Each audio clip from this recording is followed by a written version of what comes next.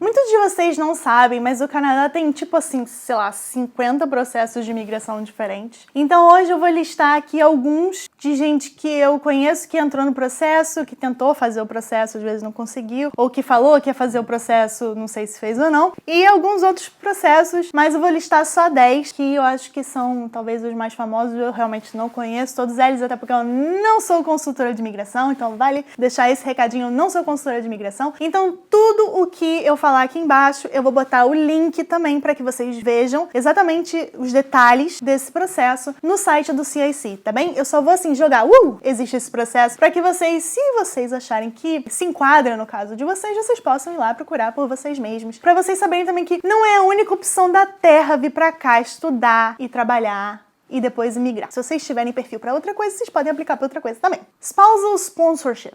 O que é esse processo? Você casa com um canadense ou um residente permanente e você consegue a sua residência permanente também. Eu conheço algumas pessoas que vieram por esse processo, inclusive a minha cunhada. Ele é um processo que pode ser longo. Eu acho que houve algumas modificações no tempo de processamento desse tipo de imigração recentemente, mas tem gente que fala que demorou 2 anos, tem gente que ficou, sei lá, 4 anos no processo. Acho que depende muito de quando você aplicou e dos seus documentos, porque você precisa ter um catatal de documento para comprovar que a sua relação com aquela pessoa é uma relação verdadeira, né? Então são muitos formulários, são muitas provas, fotos. Tem gente que não põe foto, mas tem gente que coloca as mais diversas informações. Eles só querem saber que você realmente tem uma relação verdadeira com essa pessoa e o seu marido ou mulher canadense ou residente permanente tem que ter uma renda mínima para poder te sponsorar. Nossa, sponsorar existe essa palavra? Socorro. Link na descrição para saber mais sobre o processo. Existe também um processo chamado Self-Employed. O Self-Employed, quem migrou por esse processo foi o Alexei, do Vida que Segue Canadá. E o que é esse processo? É um processo que, assim, não significa, eu sou autônomo, vou aplicar porque eu sou Self-Employed. Não, não é isso. É para algumas áreas específicas, tá?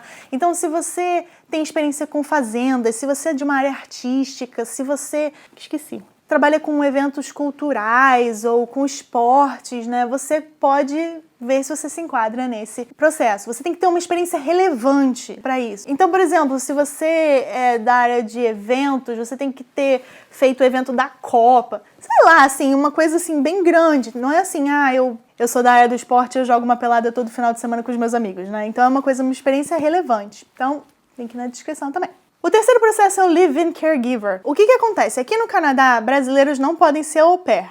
Eu não sei se outras nacionalidades podem vir como au pair pra cá. Talvez consiga. Mas as 2 brasileiras que eu conheço que vieram pra cá, mais ou menos nesse sistema de au pair, vieram como Live-in Caregiver. Que é o quê? Você pode cuidar de crianças, como você pode cuidar de idosos, ou você pode cuidar de pessoas que tenham algum problema que precise de cuidado. Acho que em 2 anos você pode aplicar para residência permanente se você estiver fazendo esse Live-in Caregiver, que é você morar na casa dessas pessoas que você está cuidando. Eu não sei o quão fácil ou quão difícil é conseguir isso, mas tem 2 pessoas aqui, que são as 2 únicas pessoas que eu conheço também.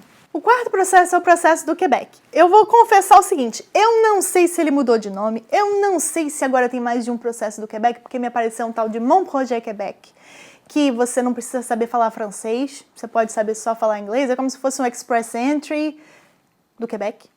Então, assim, se houver 2 processos, por favor, me falem. Se for o mesmo processo, por favor, me falem também. Se tiver excluído aquele outro processo, que era o Federal Skilled Worker, eu acho, Como é que pode ser um Federal Skilled Worker se é do Quebec? Então vocês me contem aqui. O que importa é que o Quebec, ele tem um processo só dele, como outras províncias também têm, mas esse é o mais famoso porque, né, uma província que tem, assim, uma autonomia e é tipo como se fosse outro país, né, dentro do Canadá.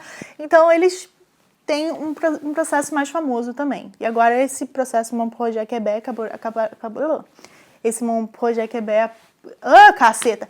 Esse Mon Projet Quebec apareceu aí para mudar um pouquinho. Existe também o Startup Visa. Esse eu confesso que eu não conheço ninguém, mas estava lá no site da imigração.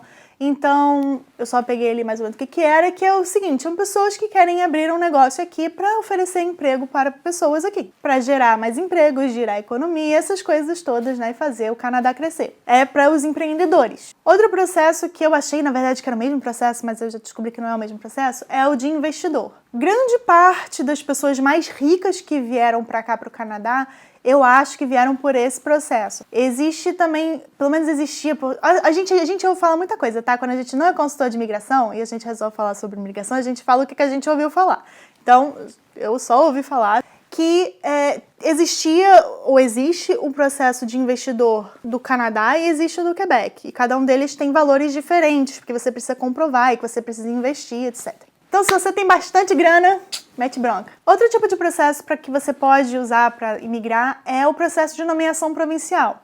Eu não sei se são todas as províncias que têm processo de nomeação provincial, ou se são quase todas, mas os mais famosos são Manitoba, por conta do processo que dizem que é mais fácil, que eu não acho que seja mais fácil, nem mais curto. Tem também o de British Columbia, tem o de Ontário, que da última vez que eu vi estava fechado. Não sei se abriu de novo, porque todo mundo quer ir para Ontário, né? Então acho que fechou para dar mais oportunidade para outras províncias. A gente fez um vídeo com a Marina da Portal Canadá sobre o processo de British Columbia, que eu vou deixar aqui no card para vocês darem uma olhadinha para ver se vocês se enquadram ou não. Então tem gente que vem para cá e pensa assim, eu vou tentar imigrar pela forma tal, e acaba achando que é interessante imigrar pela província. Como você pode mudar a sua forma de tentar imigrar, né? Se você se enquadrar em outros processos na hora que você bem entender, né? Esse processo de nomeação provincial, ele pode ser feito dentro ou fora do Express Entry, né? Tem alguns que não.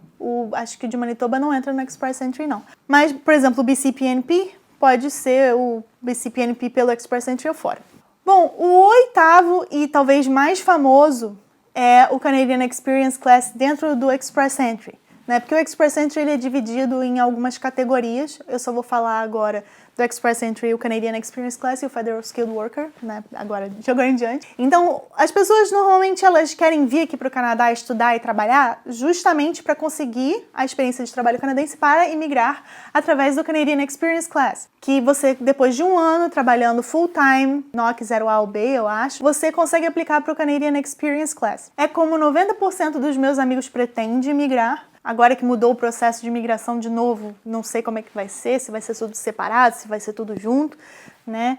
Mas eu acho que é uma forma que já que você está aqui, você ganha mais pontos por estar aqui, então mete bronca, né? O outro é o Federal Skilled Worker dentro do Express Entry, que você pode aplicar estando no Brasil, porque você não precisa ter a experiência de trabalho canadense. Só que dizem que esse processo é um mito. Eu não acho que seja um mito, porque eu conheço gente que migrou por essa forma. Eles nunca tinham nem pisado no Canadá e conseguiram, mas eles são pessoas qualificadas, assim, tem um inglês muito bom, mestrado ou doutorado, tem menos de 30 anos, tem sei lá quantos anos de experiência de trabalho. Eu não estou dizendo que pessoas que não tenham esse perfil não são qualificadas, elas só não têm o perfil que a imigração canadense quer. Assim, sei lá. Quem sou eu para dizer que você não é qualificado? Quem é a imigração canadense para dizer que você não é qualificado, não é mesmo? Eu não vou falar sobre o Federal Skilled Trades, porque eu não sei nada sobre o Federal Skilled Trades, mas existe um chamado Federal Skilled Trades que vocês podem procurar também no Google. Ou no site do CIC, o que vocês preferirem. E por último, o dos refugiados. Por que eu tô falando do processo dos refugiados aqui? Porque tem muitos refugiados que vieram de alguns países para o Brasil que me procuram para saber como é o programa dos refugiados do Canadá. Eu, obviamente, não sei nada a esse respeito, mas eu acho que vale a pena dizer porque tem gente que fala eu vou pedir refúgio no Canadá se a situação do Brasil continuar muito ruim. Eu, sinceramente, acho que você não vai conseguir pedir refúgio, a não ser que, assim, aconteça uma guerra civil, ditadura militar, bomba nuclear, sei lá, alguma coisa muito bizarra no Brasil, que aí você, tudo bem, aí você vai e pede refúgio e tal, mas assim, eu não sei se isso vai acontecer, mas do caminhar da carruagem, né, papai, que acontece, então só pra vocês saberem que existe esse processo, não que vocês vão conseguir migrar por ele, tá? Então, espero ter ajudado vocês de alguma maneira, se eu conseguir, dá aquele like maneiro e a gente se vê na próxima.